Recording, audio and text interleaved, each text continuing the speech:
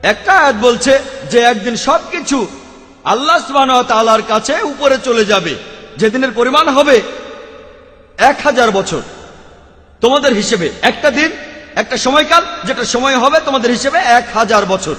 অন্য জায়গায় সূরা মারিজের 4 নম্বর আয়াতে উল্লেখ করা হয়েছে যে ফেরেশতাগণ যখন আল্লাহ তাআলার দিকে ঊর্ধ্বগামী হয়, এ সময় যে সময়টা লাগে একটা সময়কাল, যেটা পার্থিব 50,000 বছরের সমান। উদাহরণ হিসেবে আপনাকে বলি, ধরুন যদি আমি দুবাই থেকে আবুধাবি যেতে চাই 1 ঘন্টা সময় লাগবে, আর যদি আমি দুবাই থেকে যাই ধরুন আমেরিকাতে খুবই স্লো একটা প্লেনে, সময় লাগবে 50 ঘন্টা। দুবাই থেকে আবুধাবি যেতে আমার মোট সময় লাগবে 1 ঘন্টা, আর দুবাই থেকে নিউ ইয়র্ক যেতে আমার সময় লাগবে মোট 50 ঘন্টা। এটা পরস্পর বিরোধী কথা নয়, কারণ এই দুটো বিষয়ই আসলে আলাদা বিষয়। তাই আল্লাহ এক জায়গায় বলছেন একদিন সবকিছু তার কাছে চলে যাবে, সেটার সময় আলাদা।